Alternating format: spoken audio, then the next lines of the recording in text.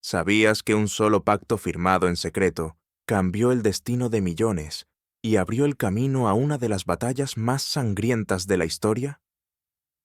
El 23 de agosto de 1939, apenas 9 días antes de que estallara la Segunda Guerra Mundial, la Alemania nazi y la Unión Soviética sorprendieron al mundo sellando un pacto de no agresión, el Pacto Ribbentrop-Molotov.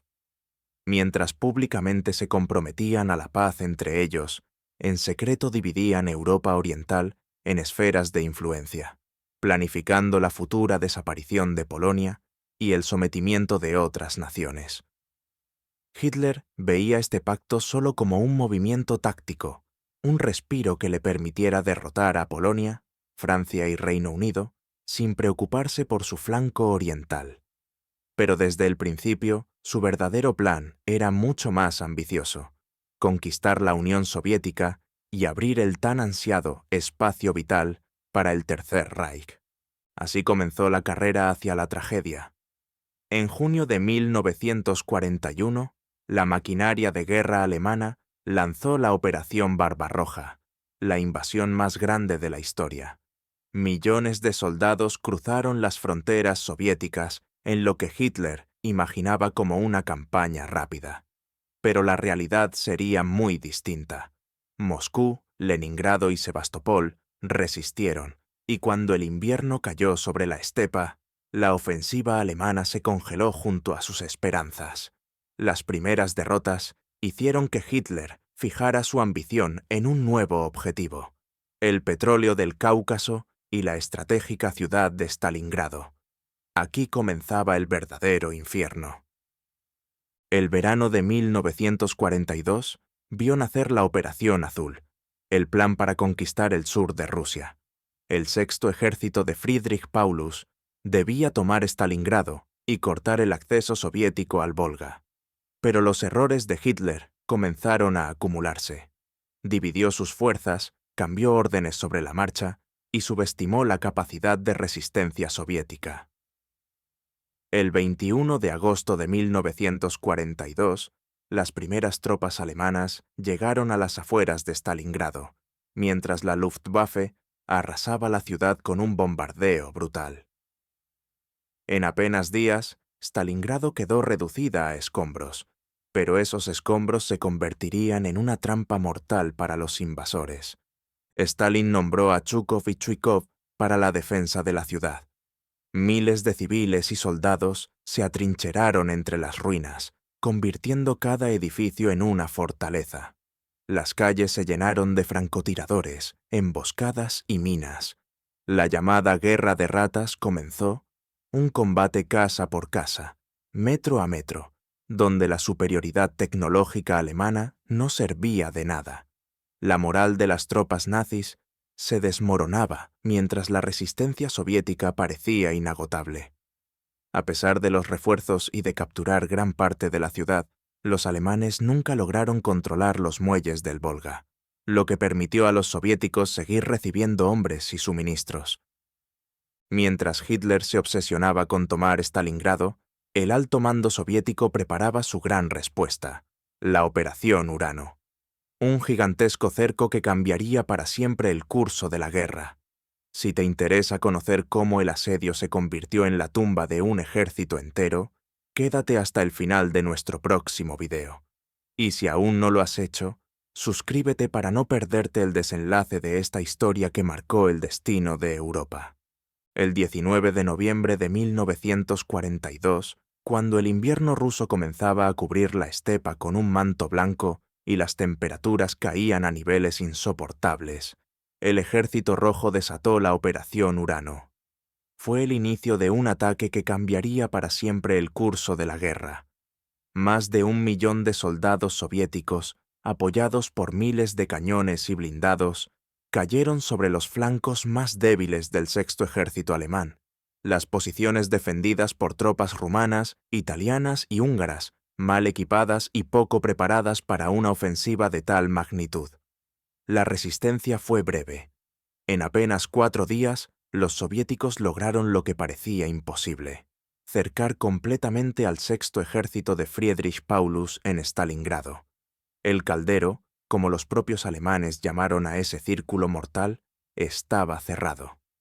En Berlín, Hitler se negó a autorizar la retirada. Estaba convencido de que, como en Demyansk meses atrás, un puente aéreo permitiría abastecer a sus tropas hasta que un rescate terrestre llegara. Hermann Göring prometió lo imposible: enviar por aire 500 toneladas de suministros diarios. Pero la realidad fue muy distinta. La Luftwaffe, acosada por el mal tiempo, las tormentas de nieve y la implacable artillería antiaérea soviética, apenas lograba entregar una fracción de esa cantidad. El hambre, el frío y las enfermedades comenzaron a diezmar a los hombres atrapados. La moral se desplomaba mientras la situación se volvía cada vez más desesperada. Mientras tanto, Erich von Manstein intentó acudir en su auxilio con la Operación Tormenta de Invierno. Sus tropas, tras duros combates, llegaron a escasos 50 kilómetros de Stalingrado, pero fueron frenadas por una firme defensa soviética y un contraataque que los obligó a retroceder. El cerco se mantuvo, y los soldados alemanes en el caldero supieron entonces que no habría rescate. Dentro de Stalingrado, las condiciones eran inhumanas. Sin combustible, sin suficiente munición, sin alimentos y sin medicinas, los hombres del sexto ejército sobrevivían como podían. Las epidemias de disentería, tifus y congelación hacían estragos. Los soldados comenzaron a sacrificar caballos, perros e incluso ratas para alimentarse. Algunos relatos hablan de casos de canibalismo, aunque nunca pudieron confirmarse de forma oficial. Sin embargo, la resistencia alemana continuaba, no tanto por convicción, sino porque el miedo al castigo de Hitler y el instinto de supervivencia les empujaba a no rendirse. Las pocas veces que los aviones alemanes lograban aterrizar, salían cargados de heridos en condiciones lamentables, mientras otros morían esperando su turno. El 31 de enero de 1943, el mariscal Paulus, comprendiendo que seguir resistiendo solo significaba prolongar el sufrimiento de sus hombres, decidió rendirse. Fue el primer mariscal de campo alemán en la historia en hacerlo. Hitler había esperado que se suicidara antes que entregar a sus tropas, pero Paulus prefirió la vida de sus soldados a la obediencia ciega. Junto a él se rindieron cerca de 90.000 hombres, lo que quedaba de un ejército de más de 250.000. De esos prisioneros, apenas unos pocos miles regresarían a casa después de la guerra. La caída de Stalingrado fue un punto de inflexión. Por primera vez, el mundo vio que la maquinaria bélica nazi no era invencible. Alemania perdió la iniciativa estratégica y desde entonces comenzó un lento pero implacable retroceso en todos los frentes. El costo fue inconmensurable. Se estima que más de 2 millones de personas murieron en Stalingrado, entre soldados y civiles. La ciudad quedó reducida a ruinas humeantes y sus calles cubiertas de cadáveres congelados.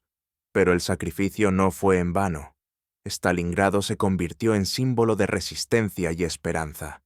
La espada que el rey Jorge VI envió como homenaje, o los versos que poetas como Pablo Neruda dedicaron a la ciudad, son prueba de cómo este episodio trascendió el campo de batalla.